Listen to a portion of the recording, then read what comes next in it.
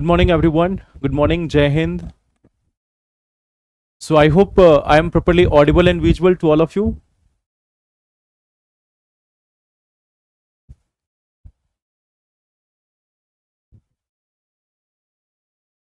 Good morning, everyone.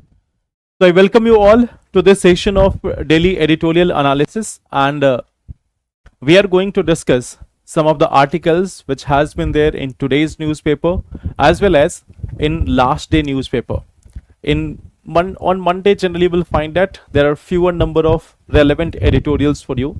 So we are also discussing some of the editorials which were there on Sunday. So we are going to discuss some of the very important issues today. Let's first see this one part, that when we are talking about editorial, one part, the first editorial which we are going to discuss, it is related to the gig workers.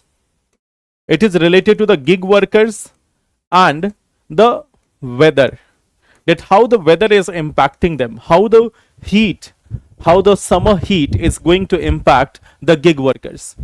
Then there will be one more article where we are going to discuss about the United Nations Convention on Law of Sea and the Strait of Hormuz.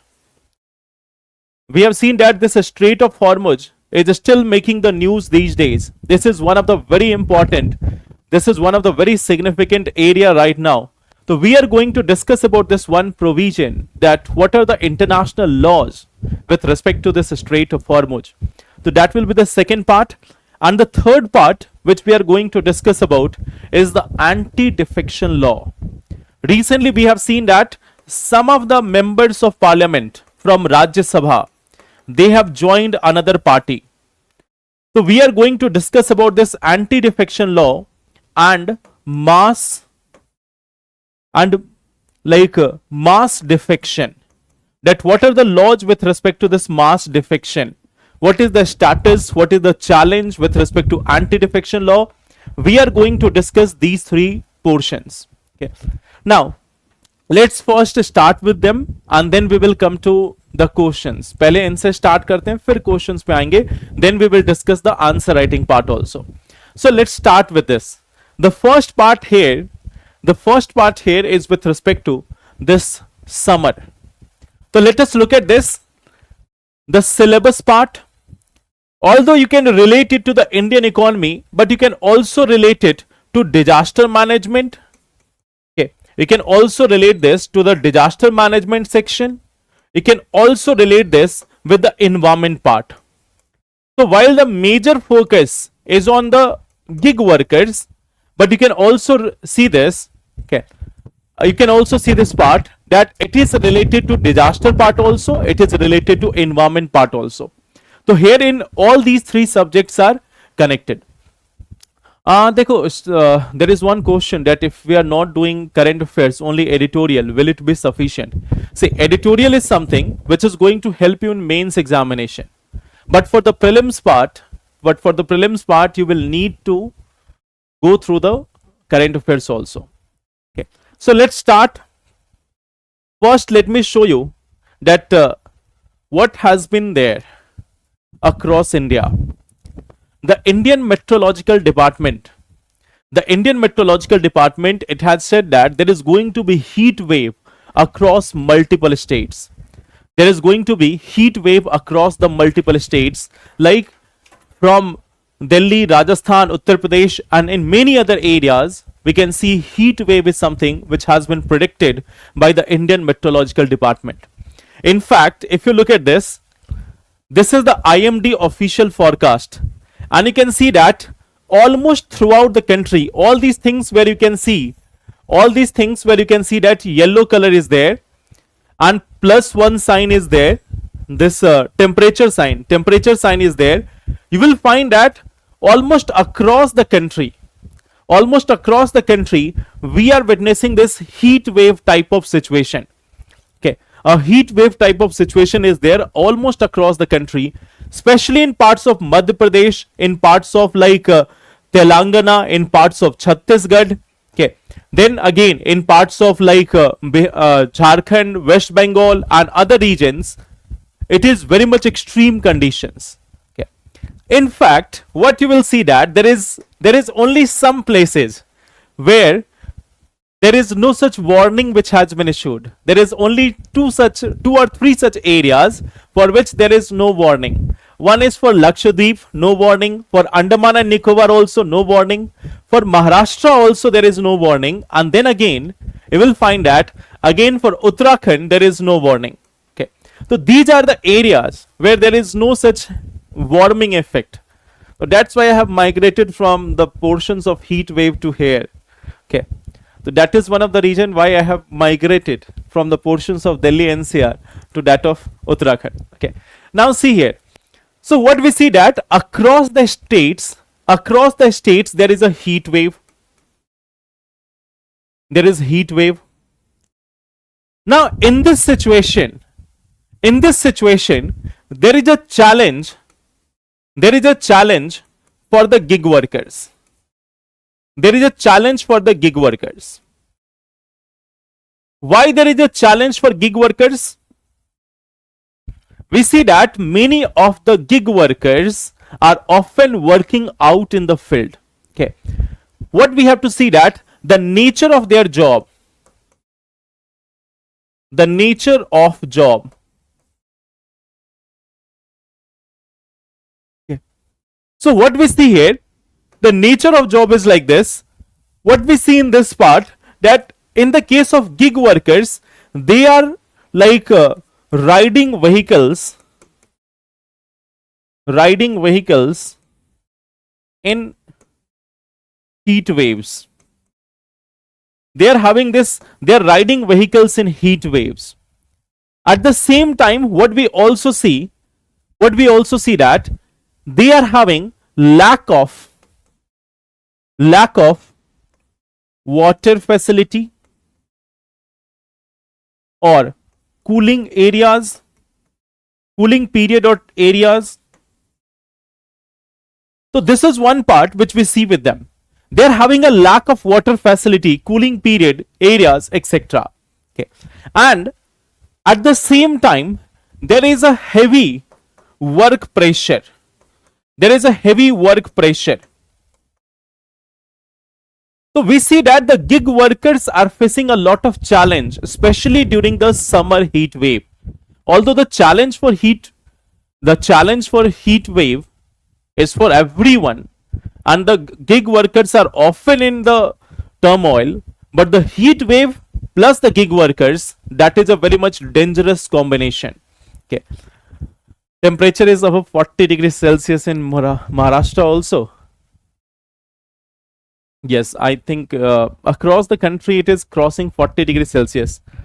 It's just that they are not issuing the warning as of now. Okay, you can see this is for 27th April 2026. So this warning is for today. You may see that in the upcoming days there may be warning for all other parts of the country also. It differs from region to region also. Local factors are also responsible.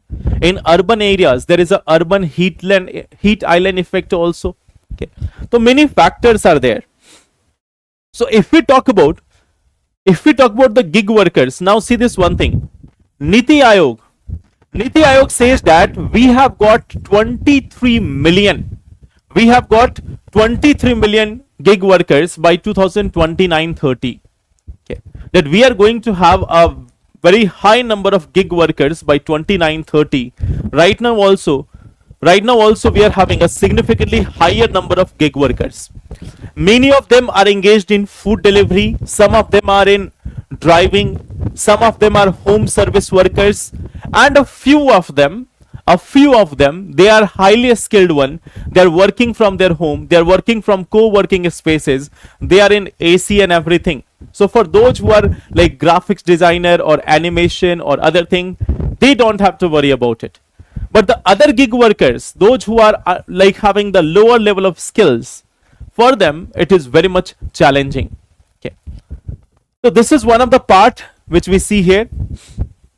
Now, if we look at this, how it is impacting them, first of all, income level, it will fall. Okay. So what we see that the income level is going to go down it is going to reduce their trips or orders, but the incentives, they remain the same. Okay. So what we see, they are not getting the paid leave or work from home option. Of course, they have no work from home option. If they have to deliver the food, there is no work from home option for majority of them. So what we see, they are having high health risk, dehydration, heat exhaustion. Okay. Now they have to choose between this part. They have to choose between this part, that whether they want to go for health or they want to go for earning.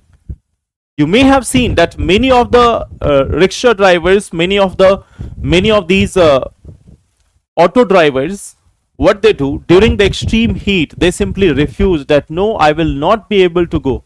Why? The heat is so much, the heat becomes so much unbearable that it is impossible for them to work out in the heat. During the daytime, many of them are simply sitting there. Now the challenge is, while they are able to manage the health, on the other hand, what we see that their earnings are going down. So during summer, their earnings are affected. During monsoon, their earnings are affected. And during winters also, their earnings are affected. So for the gig workers, the challenge is always there. Now what we see, this heat policies, if we look at this, in some days, you will find that the schools will be closed. In some days, we are here in the end of April.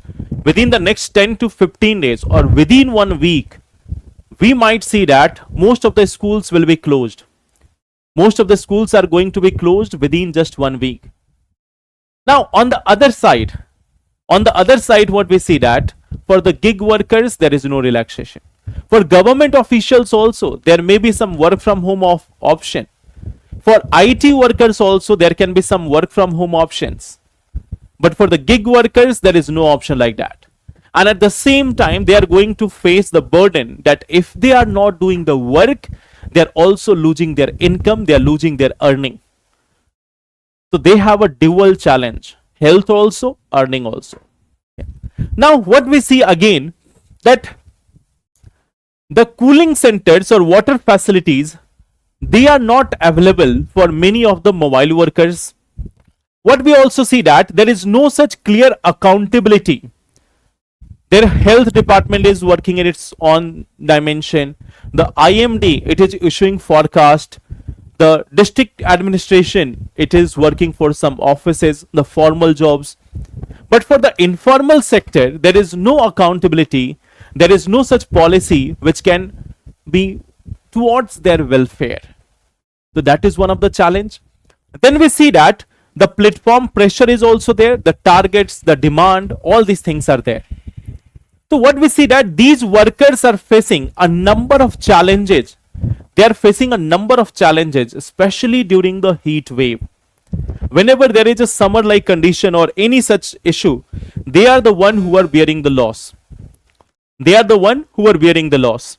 So now the thing is, what can be the way forward?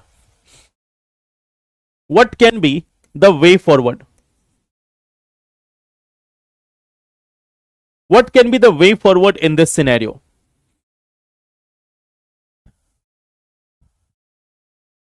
Book was very much hot. Bilkul. So if your items are getting so much heated, then yes, you can think about that what may happen to the workers who are working in the field. Those people who are working on the field, the situation for them is unbearable. The situation for them is unbearable. So now the thing is, what has to be done? Okay. What has to be done? What is the option? First of all, a policy change.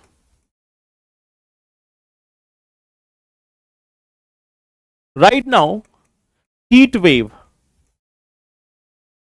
This is something which is only regarded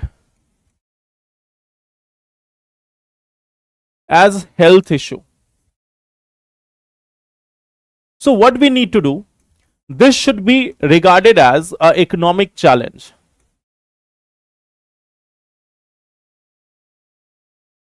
Regarded as economic and employment challenge. That this is something which should be regarded as a economic or employment challenge. Because once we are recognizing it that yes, it is a challenge, then again we will be able to make some policies. The second part is the gig workers, they have to work in the field. So we need cooling infrastructure.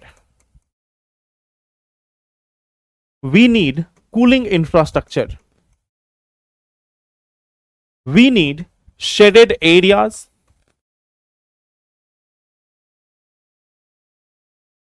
We need drinking water facility. We need a drinking water facility also. We need to provide rest breaks.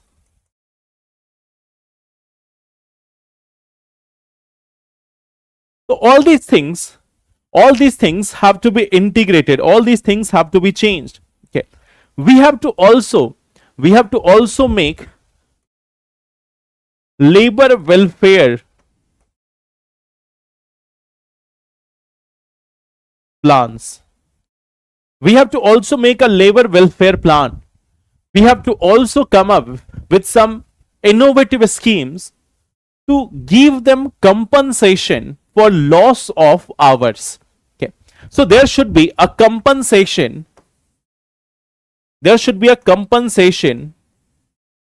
For loss of hours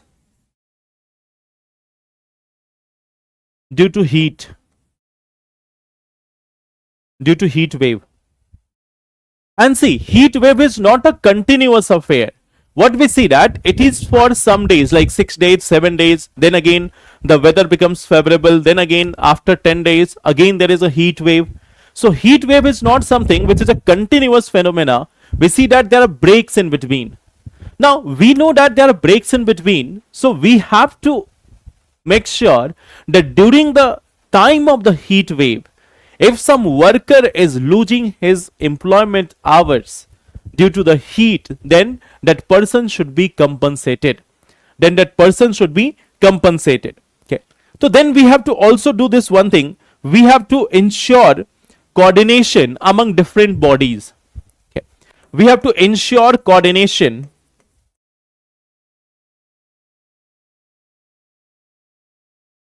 among urban bodies, labor department,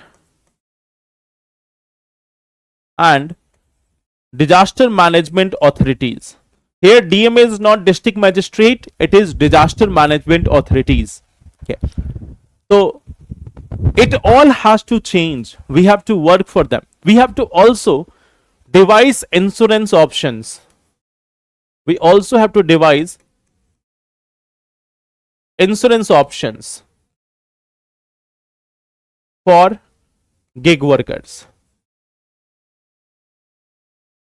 Like if there is a loss of pay, if there is any such loss of pay, so we need to work for that. We need to devise options for the gig workers in this manner.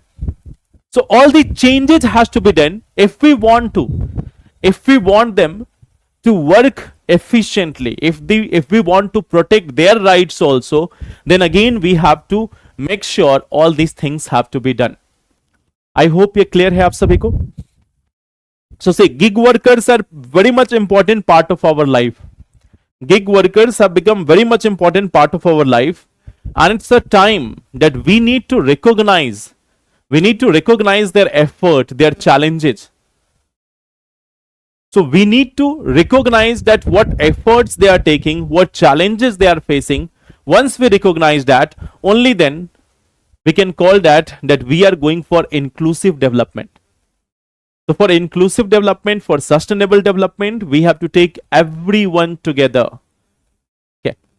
So this is one of the part, the first topic, gig workers, their challenges and solution. Now coming to the second part, that what rules are there which are governing the international waters. Okay. This is also very much crucial topic, that what are the rules related to international waters. Okay. So can you tell me how we are governing the international waters? Is there any rule? Is there any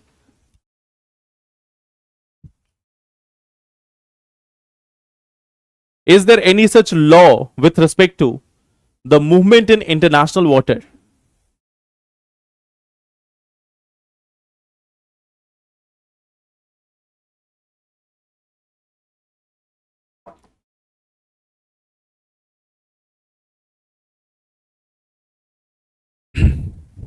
So let's talk about this one topic. It's quite interesting one. Okay.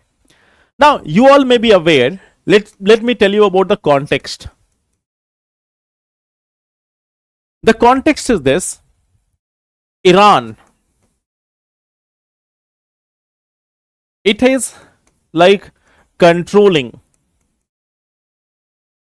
or you can say regulating, the movement of ships through a Strait of Hormuz. It is regulating this movement of ships through the Strait of Hormuz. Okay.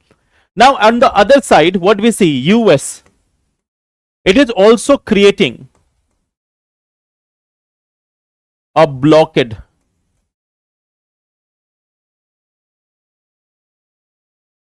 around Strait of Hormuz. That it is also creating a blockade around this Strait of Hormuz. Okay. So what we see that Iran and US, both of them are creating some blockage around this Strait of Hormuz. Iran is controlling it, regulating it. Iran is controlling and regulating the movement of ships across this Strait of Hormuz. Now US has also started this part that they are blocking the movement of Iranian ships out of this Strait of Hormuz. Once you are out of Strait of Hormuz, you have to go to different countries. So now when they are out of the Strait of Hormuz area, when they are going up in the Arabian Sea, their US is controlling it. So now there is this tussle which is going on in this area of Arabian Sea, in this area of Persian Gulf and Strait of Hormuz. So now the question is there any international law for this?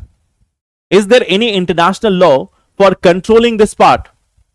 Now, if we look at this, we have this United Nations Convention on Law of the Sea. We have this United Nations Convention on the Law of the Sea. So it says that up to 12 nautical miles, there is territorial water. It says that first, up to 12 nautical miles, this is territorial water. This is territorial water. So here there is sovereign rights. Here there is sovereign rights. That it is the territory. It is considered, it is regarded as the territory of the nation. It is regarded as a sovereign water. So this is one of the part which we see that up to 12 nautical miles, there is a territorial water, there is a sovereign right, which we see here. Now beyond that part, then we have the exclusive economic zone. Beyond that part, we have the exclusive economic zone. Okay. Exclusive economic zone, that is up to 200 nautical miles.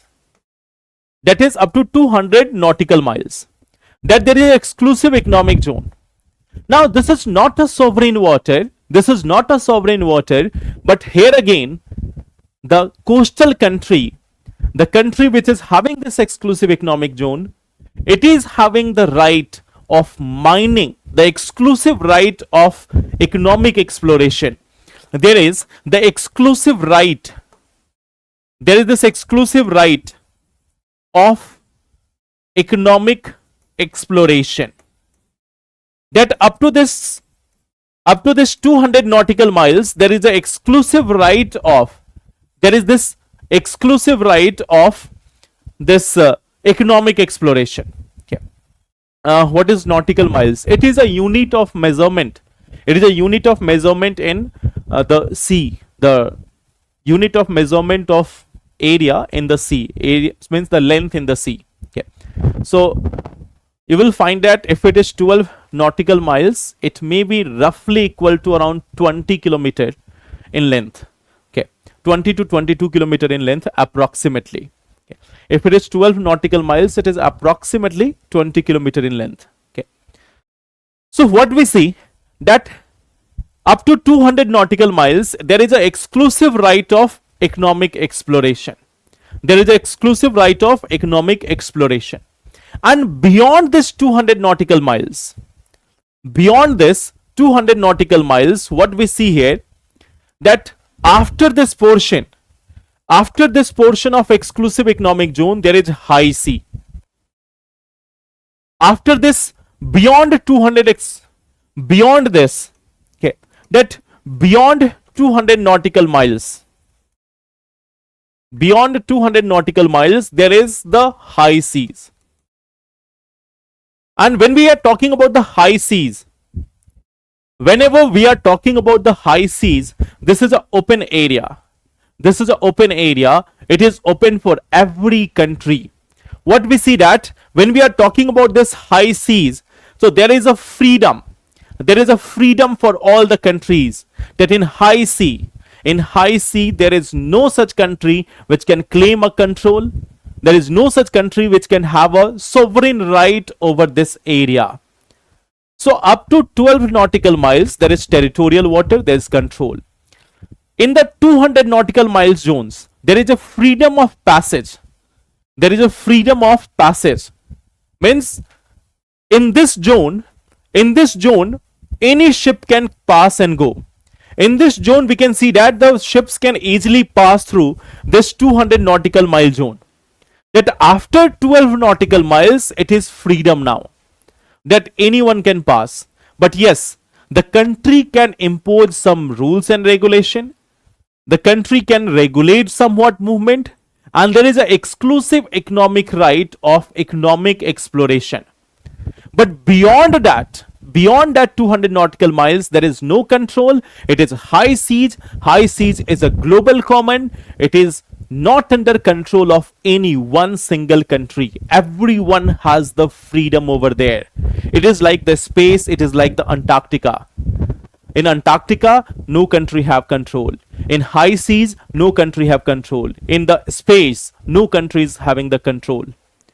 So it is something which is a global common. It is something which is regarded as a global common. This high seas, it is considered as a global common.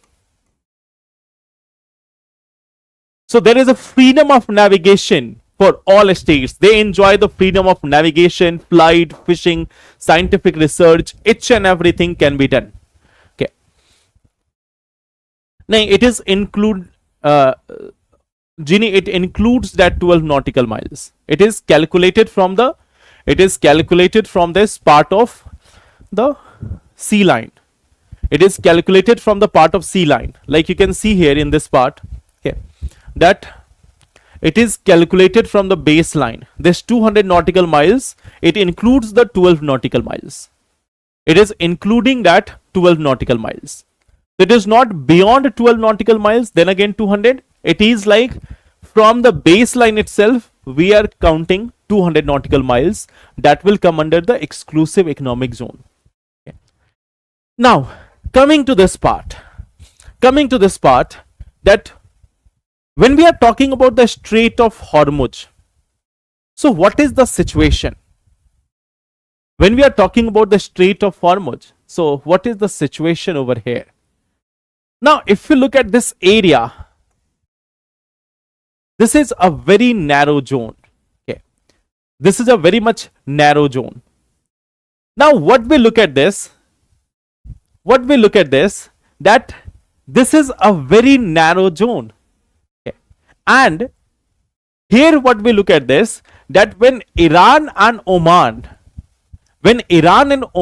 both are just claiming their territorial water, then also it covers the entire Strait of Hormuz. This is a very narrow zone.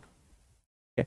So, Strait of Hormuz, we see that there is overlapping there is a overlapping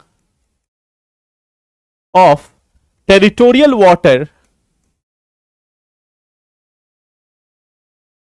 territorial waters of Iran and Oman. So there is no concept of high seas over here. First of all, what we see that there is no concept of high seas over this area. There is no concept of high seas over this area. So you cannot claim free rights. But again, for straits, what we see that there are certain rules that you have to allow transit. And no fee can be collected. No fees can be collected. That when we are talking about straits, the countries have to allow the transit of ships through the straits. Across the world, this is the rule that the countries will have to allow the passage of the ships through the straits. They cannot block it. And at the same time, what we also see that there can be no such toll. There can be no such toll on it. There can be no such fee on it. Now, several media reports have said that Iran is taking a toll of $1 million per ship for passing through this Strait of Hormuz. This is a like media report. This is reported by many media that Iran is having a toll of $1 million per ship which is passing through this Strait of Hormuz. Now, in this situation, if we talk about Indian ships, there are some Indian ships which have also come through this area. So, Indian government has said that we have not paid any toll. Indian government have said this, that the Indian ships have not paid any toll while passing through this Strait of Hormuz. So officially there is a lack of clarity on this part, that whether there is a toll through this region or not a toll through this region. So this is unclear. The rules do not allow this. Rules say that you cannot have a toll. But effectively Iran has been regulating the passing of ships through this Strait of Hormuz. Now there is another part of it. There is another story of it. So the international bodies, what we see that the IMO Council, there is this International Maritime Organization. So IMO Council, it has condemned Iran. It has condemned Iran. For what? For blocking Strait of Hormuz. It has condemned Iran for blocking the Strait of Hormuz. Okay. But on the other side, there is a question. What about US blockade? What about the blockade by US? US has also created a blockade. US has also created a blockade around this sea, around this Arabian Sea. They have also created a blockade. So what about that? On this part, IMO Council is totally silent. Yeah. So here we see that this IMO Council is silent about this. So on one hand, what we see that the IMO Council is condemning Iran for blocking the Strait of Hormuz. But the US is blocking the entire Arabian Sea. The US is blocking this entire Arabian Sea. And on that part, IMO is silent. Okay. So this is one of the laws and other things of the sea. I hope that part is clear. Any doubt in this section?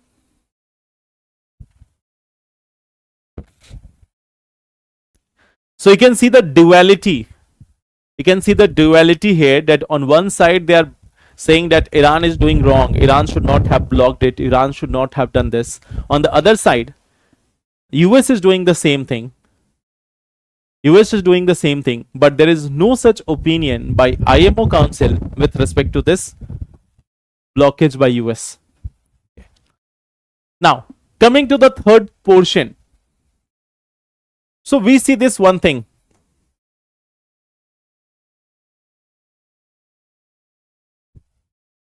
Okay. There is a context here. There is a context here. What is the context? 7 MPs of Rajya Sabha of a political party, they have joined another political party. Okay. So 7 MPs of one political party from Rajya Sabha have joined another political party, and now there is a question that if they are moving from one party to another party, will the anti-defection apply on them? Anti-defection law apply on them.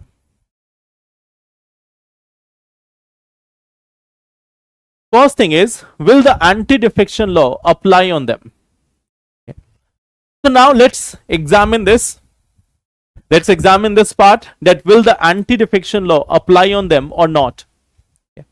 Now here, when we talk about the anti-defection law, when we are talking about anti-defection law, what we see that it is something which is related to 52nd Constitutional Amendment Act. It is given in 10th schedule of the Constitution. It is related to 10th schedule of our Constitution.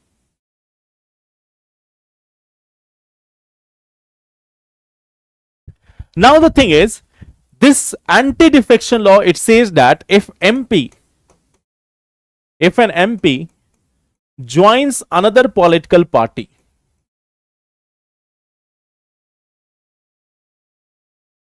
if a MP joins another political party, they will be disqualified. They will lose their membership. It says that if a MP is joining another political party, they are going to lose their membership. So now here 7 MPs have joined another political party. 7 MPs have joined another political parties. So will they lose their membership or not? Now here again the same part, there is a provision. There is a provision for merger. There is a provision for merger. There is a provision for merger. It says that if a party merges with another one, if a party merges with another one, then anti-defection law not applicable. That if the, what we see that if a party is merging with another one, if a party is merging with another political party, then in that situation the anti-defection law is not applicable. In this condition there is a requirement. There is a requirement. There is a requirement. And what is that requirement? At least 2/3 of elected members should agree.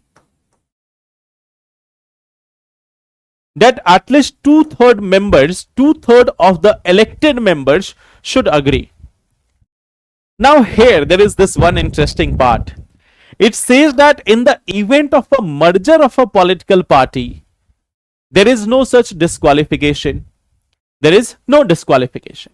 And there is one condition which says that if 2/3 members who are elected, if they are agreeing to this, then there will be no disqualification. Now the thing is, what we see here, that in Rajya Sabha, now if we look at this, in Rajya Sabha, the political party is having in total 10 MPs. So out of that, 7 MPs, they have joined another political party.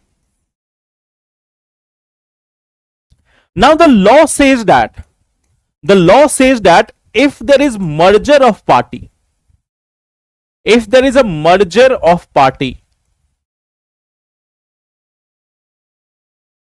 then anti-defection is not applicable. So now tell me about this one part. According to the law, according to the anti-defection law, it says that if there is a merger of party,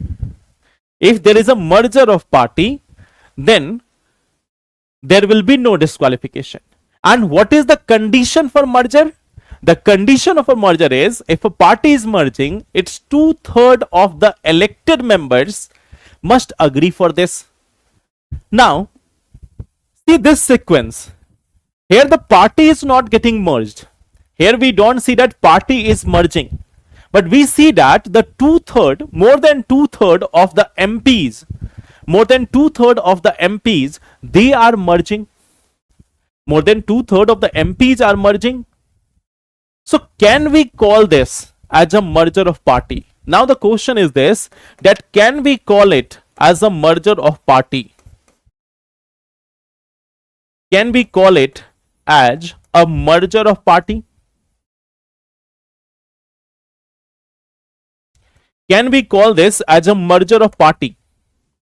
If only the MPs have decided that they are going to defect, can we call this as a merger of party? क्या हम इसको merger of parties बोल सकते हैं? Can we call this part as a merger of parties? So now here we have to take some examples that how it has been regarded in the past. So here we are having this one example. From Goa. Okay. Here we are having this example from Goa. In Goa, what happened that in 2019, what we see that 10 MLA out of 15, 10 MLA out of 15 of a political party, they have joined another political party. Okay. What we see here, that in 2019, in case of Goa, what we have seen that 10 MLAs of a political party, they have joined another political party. They have defected there also. So this number is also 2/3, 2/3 members. Now the case went to this Bombay High Court. The case has gone to Bombay High Court. First of all, the decision on defection. The decision on defection. This is something which is taken by a speaker. It is something which is taken by a speaker. It is taken by a speaker. So now there was a challenge to the decision of a speaker in a Bombay High Court. In the Bombay High Court. So Bombay High Court said that here anti-defection will not be applicable.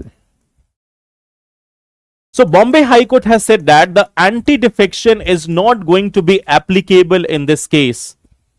The anti-defection is not going to be applicable in this case.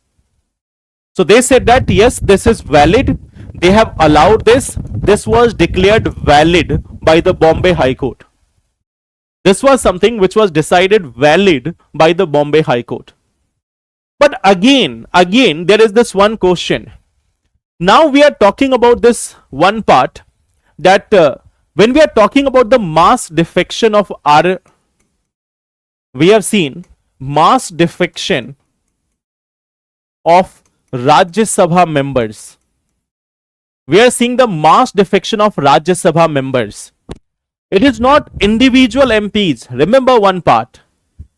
The MPs of Rajya Sabha, the MPs, they are chosen by MLA.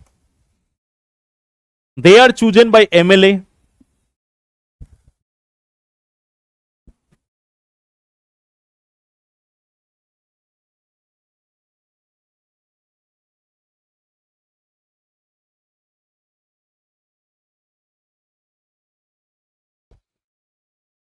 So here we see that the MPs which are there, they are chosen by whom? They are chosen by MLA. So now we see that MLAs, they are having different opinion. They are having different opinion. And the MPs, they are having now different opinion. So now can it be said that the MPs have betrayed the MLAs? The MPs have betrayed the MLAs. MLAs have chosen a MP as their representative. The MLAs, they have chosen the MPs as their representative. And now the MPs have moved to another party. So the MLAs of one political party have chosen some MPs from their own political party, and after getting elected by them, after getting chosen by them, they have defected to another political party. They have defected to another political party. So this is something which is now a question, that can it be done like this? Can it be done like this, that someone is choosing a MP and they are joining another political party? For the citizens of India, this is not a major betrayal. For the citizens of India, this is not a major betrayal. Many a times people have chosen one party, they have merged with another party, they have made coalitions in order to form government. So for citizens of India, this is a common thing. For citizens of India, it is quite a common thing that they have chosen one party and then they have gone to different party. They have made coalitions with a totally opposite party. So this is something which is very common for the citizens. But for MLAs, this is a new thing. They have got the taste of their own medicine. They have got the taste of their own medicine, that they have chosen a politician and then that politician had chosen to go away from their mandate. They have decided to join another political party. So this is something which is a challenge with anti-defection law. Now here, what we see that, according to the former Lok Sabha Secretary General PDT Acharya, a valid merger requires the original political party to first merge with another political party and then the decision to be backed by at least 2/3 of legislature party. Okay. So what we see that, according to the former Lok Sabha Secretary, he is this ex-Lok Sabha Secretary General PDT Acharya. He is a very renowned person. He is very well versed in constitution. So according to him, a valid merger is only when a original party merges with another one and their elected members, 2/3 elected members are supporting it. Then only it can be called as a valid merger under the anti-defection law. So again, we may see that first of all, there can be an appeal. There can be an appeal to Vice President, who is the ex officio chairperson,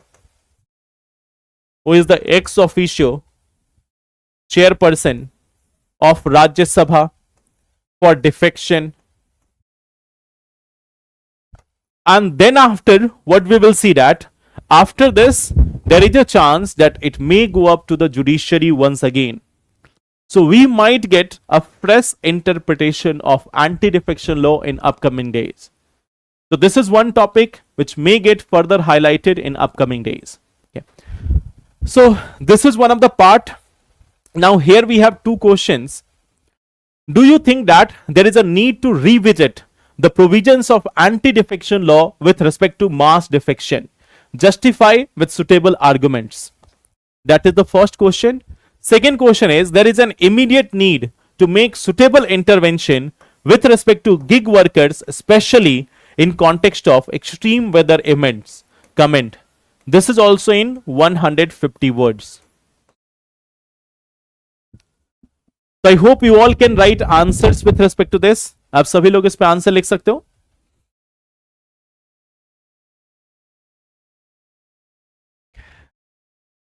We have to call it. So now coming to the question part. So we had this one question also. Reservation may open doors, but true equality comes when women are valued for their competence and performance. Critically discuss. So how many of you have written answer for this one? आप में से कितने लोगों ने इसका answer लिखा है? Reservation may open doors, but true equality comes when women are valued for their competence and performance. Written? Okay, good. So if we talk about this question again, we can start with the introduction. We can mention the Constitutional Amendment Act. We can mention about the Constitutional Amendment Act with respect to women reservation. हम लोग इस पे ये डाल सकते हैं कि there is this 106th Amendment Act, 106th Amendment Act, which provided for 33% of reservation of seats in Lok Sabha and Vidhan Sabha for women. That there is 33% reservation of seats in Lok Sabha and Vidhan Sabha for women. Now there you can start discussing about this part, that first of all you can mention that what reservation can provide. What reservation can provide. This will be the first part. Here you can discuss that what reservation can provide. Second part is, can it bring true equality? Second part is, can it bring true equality?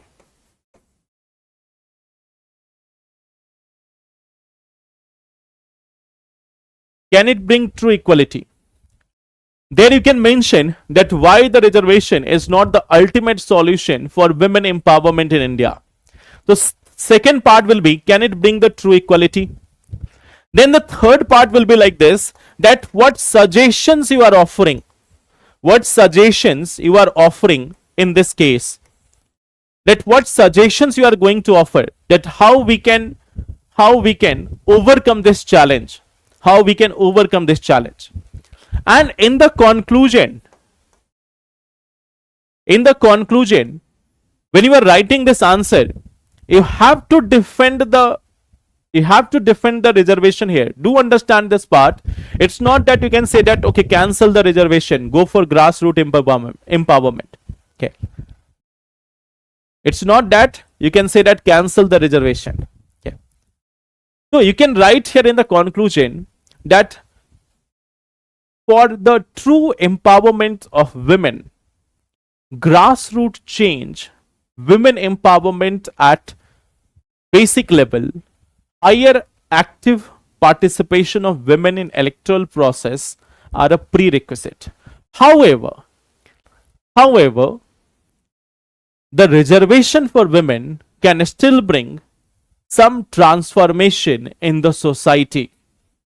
Okay. So it's not that you have to say that the reservation is not required. You have to defend the reservation. But at the same time, you have to say that other measures are also required. अब ये बताओ, have any one of you done this mistake जहां पे आपने बोला कि हाँ reservation नहीं चाहिए? Have any one of you have done this mistake where you have mentioned in the answer that we don't need reservation for women? किसी ने ऐसा लिखा है क्या? I have also used the current yojanas for women empowerment without reservation. That is fine. You can give examples of that. You can give examples of that. So I hope you have not used this part. ऐसा आपने नहीं लिखा होगा कि हाँ reservation नहीं चाहिए. You have to mention that yes, reservation is an important part, but it is not sufficient. Okay, reservation is a very crucial part, but it is not sufficient. We need to work beyond the reservation. Reservation can bring benefits to a few. Active electoral participation can bring empowerment of many. So while defending the reservation, you have to suggest what other alternatives are required. Okay. So thank you everyone. That will be all for today. आज के लिए इतना ही. अगले session में मिलते हैं and then we will discuss more such editorials. Thank you everyone. Take care. Write the answers for the 2 questions and then we will meet in the next session to discuss further things. Okay. Which lecture has not been uploaded?